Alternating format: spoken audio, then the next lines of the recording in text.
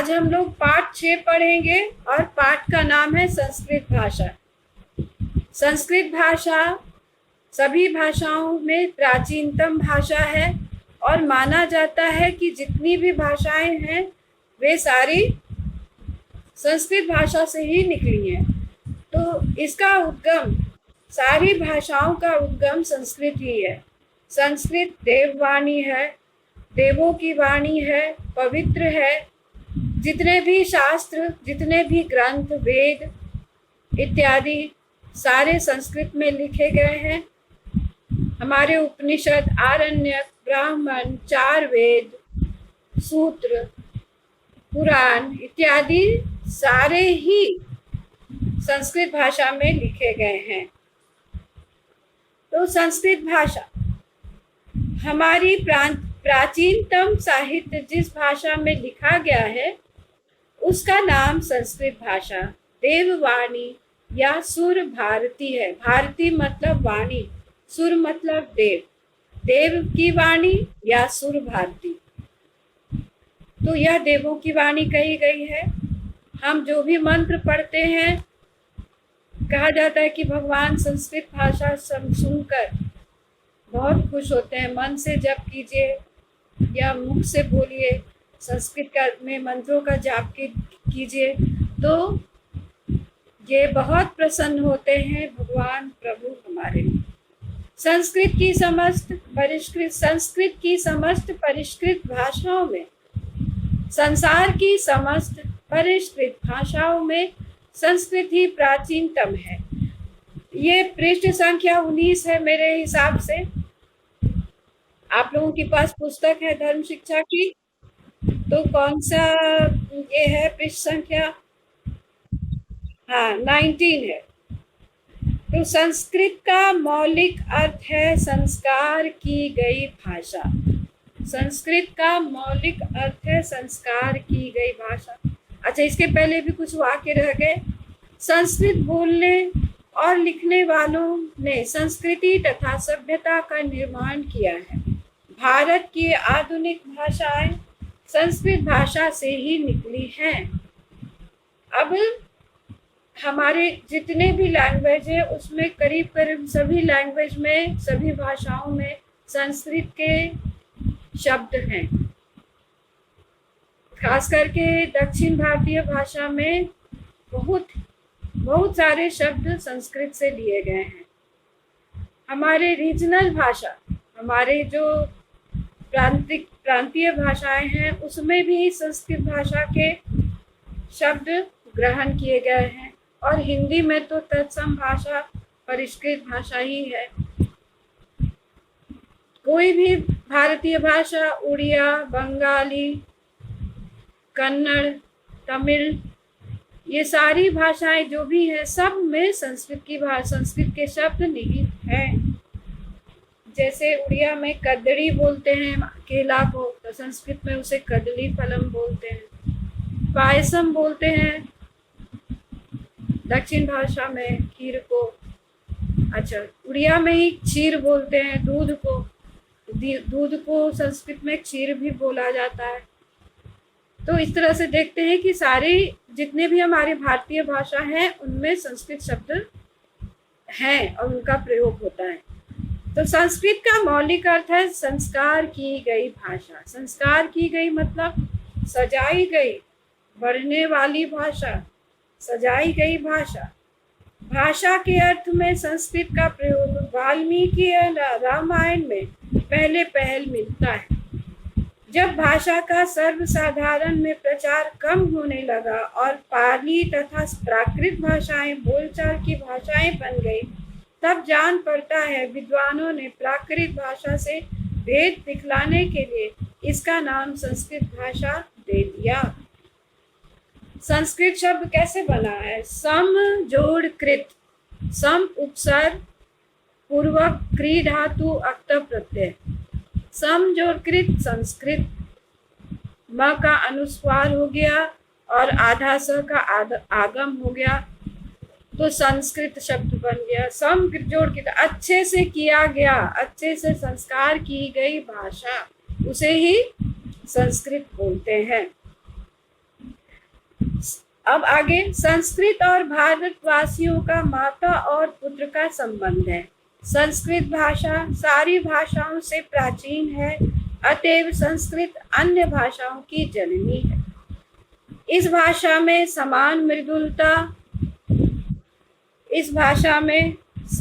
मृदुलता, मधुरता और व्यापकता किसी भाषा में नहीं है इस भाषा के समान। यह इतनी मीठी भाषा है, मधुर है और सर्वव्यापी है, फैली हुई है। किसी भाषा में ऐसा नहीं है।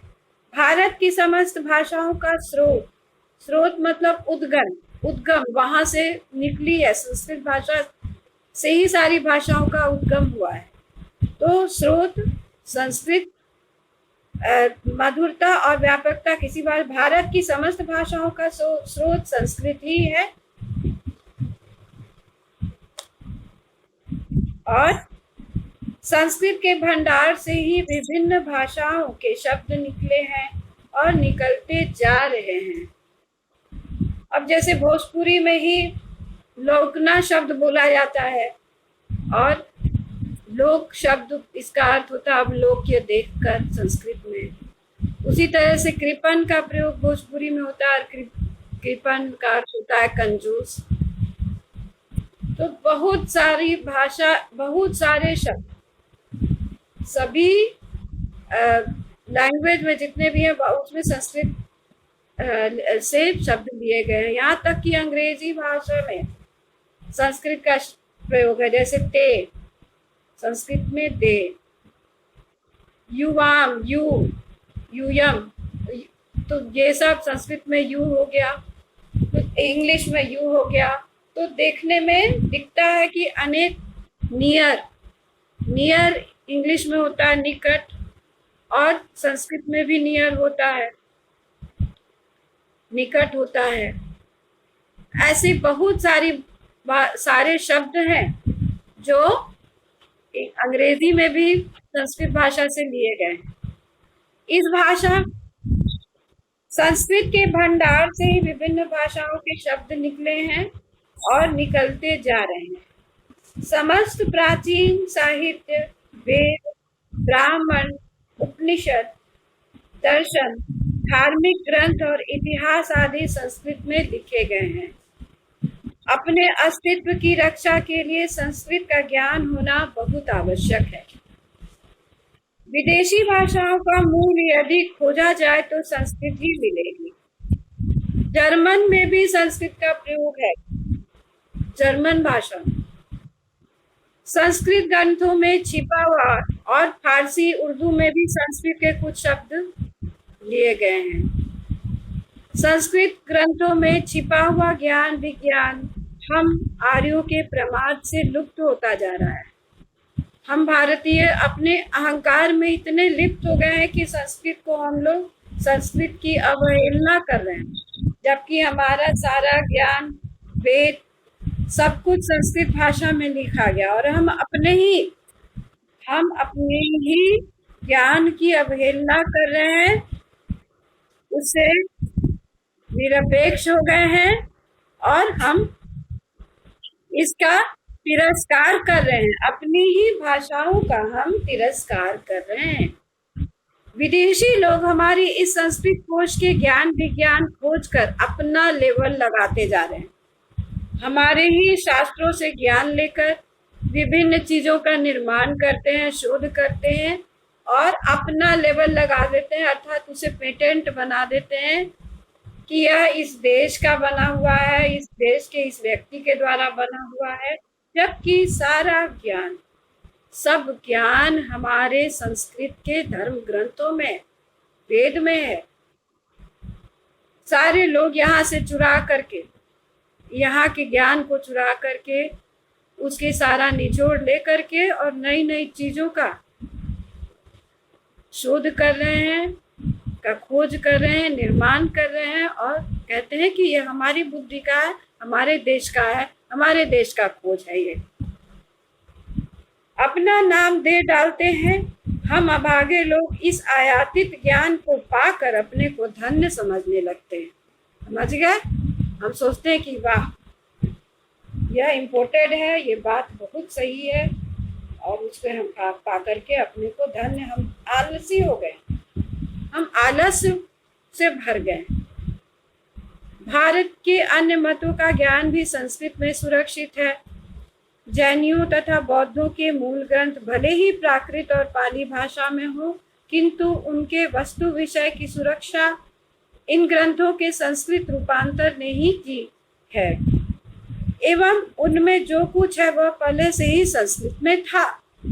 गुरु गोविंद सिंह जी संस्कृत में बड़े भक्त थे। उन्होंने अपने कुछ शिष्यों को संस्कृत पढ़ने काशी भेजा था। उनका 10वां ग्रंथ यद्यपि हिंदी में है, किंतु संस्कृत के ज्ञान के बिना उसे अच्छी तरह समझ पाना असंभव है। गुरु गोविंद सिंह का जन्म कहाँ हुआ था? कोई बताएगा? कोई बताएगा गुरु गोविंद सिंह का जन्म कहाँ हुआ था? पटना। हाँ, पटना सिटी। अभी जो प्रकाश पर्व हुआ था तो पूरे देश से लोग आए थे 2018 या 19 में प्रकाश पर्व में। तो गुरु गोविंद सिंह का जन्म हमारे पटना में, बिहार में ही हुआ था। जी हाँ, पटना में। तो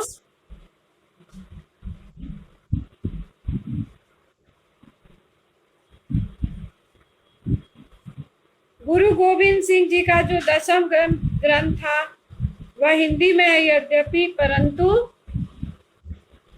उसके ज्ञान के बिना, संस्कृत के ज्ञान के बिना उस ग्रंथ को समझ पाना कठिन है। गुरु गोविंद सिंह जी संस्कृत के बड़े भक्त। अच्छा, अब आगे देखो, गुरु जी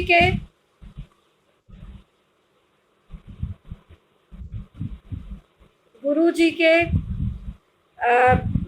संस्कृत प्रेम के कारण ही प्रत्येक सिख रियासत में संस्कृत की निःशुल्क पाठशालाएं चलती रही। डॉक्टर राम मनोहर लोहिया भारत में अंग्रेजी के साथ स्थान पर लोक भाषा की प्रतिष्ठा के पक्षपाती थे। उनका कहना था कि भारत की भाषाओं में संस्कृत के आधार पर नए नए शब्दों को बनाने की अपार क्षमता है। संस्कृत भाषा नियम में चलने के कारण सीखने में किसी दूसरी भाषा की अपेक्षा अधिक सरल है। इतने नियम पर चलने वाली यह भाषा है तो इसे सीखना बहुत ही सरल है। दूसरी भाषाओं के बनिस्बत, दूसरी भाषाओं की अपेक्षा संस्कृत भाषा को सीखना, समझना अधिक सरल है।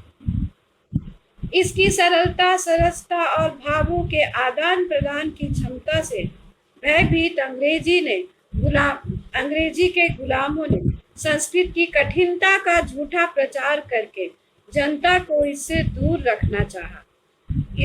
इसका नाता रोजी रोटी और सम्मान से तोड़ने का कुचक्र लगातार चलाया है। समझ गए? तो विदेशी कौन थे? ब्रिटिश, अंग्रेजी सरकार।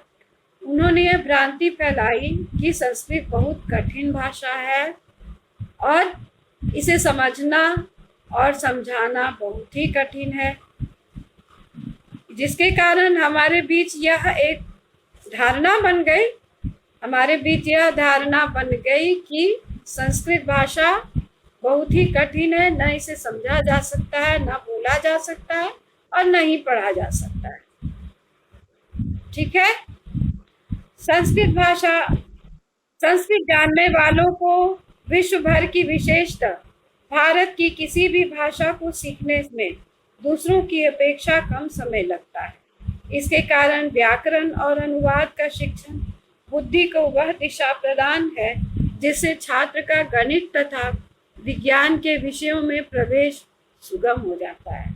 दूसरी भाषाओं में भौतिक ज्ञान तथा धर्म की मोटी बातों का ही उल्लेख अधिक है, जबकि संस्कृत में इनके साथ साथ अध्यात्म विद्या का असीम ज्ञान का अक्षय भंडार विद्यमान है।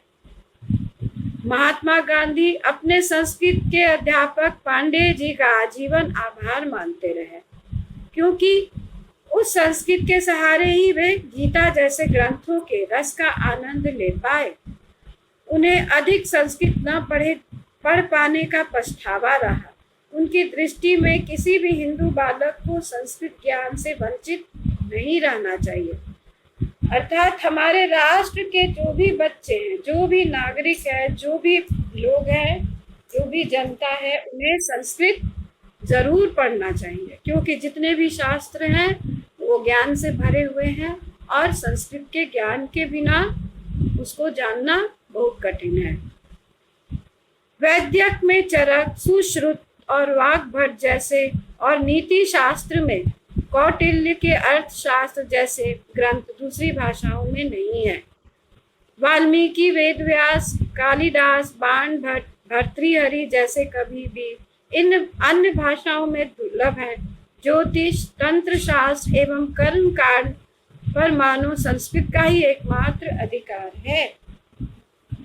अतः सभी को संस्कृत का अध्ययन अवश्य करना चाहिए।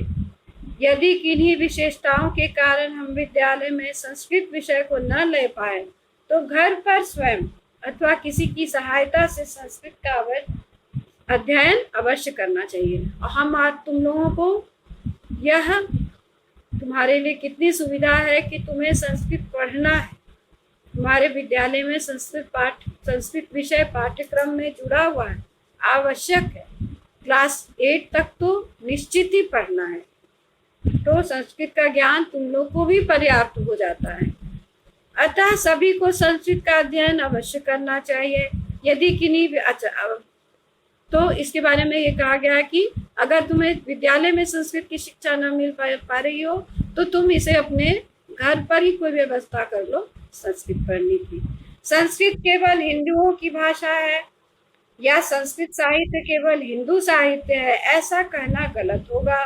संस्कृत भाषा और संस्कृत मानव मात्र की भाषा है और सारे संसार का साहित्य है। इसमें जो ज्ञान है वो राष्ट्र विशेष का नहीं है, सिर्फ हमारे भारत राष्ट्र के लिए नहीं है। इसका ज्ञान पूरे विश्व में व्याप्त होने के लिए है। संस्कृत भाषा और संस्कृत मानव मात्र की भाषा है और सारे संसार का साहित्य है। इसे हिंदुओं की भाषा या हिंदू साहित्य इसलिए कहा जाता है क्योंकि आर्य समुदाय इसे अपनाता है। वास्तव में वेद से लेकर आज तक के संस्कृत साहित्य को पढ़ने का मानव मात्र को अधिकार है। संसार के विद्वान यह मानने लगे हैं कंप्यूटर के लिए भी सबसे सरल और उपयुक्त भाषा संस्कृत ही है। संस्कृत के लिए कंप्यूटर के लिए यह भाषा बहुत ही उपयुक्त है। यदि ऐसा हो जाए तो संस्कृत आज भी विश्व भाषा बन सकती है। तो संस्कृत विश्व भाषा कैसे बन सकती है? क्योंकि यह कंप्यूटर के लिए सबसे उपयुक्त भाषा है। अतः और कंप्यूटर पूरे विश्व में व्याप्त है, इसलिए इस आधार पर संस्कृत भाषा पूरे विश्व की भाषा बन सकती है। ठीक है, ये तो हम पाठ यहाँ पर हम लोगों ने समाप्त कर दिया।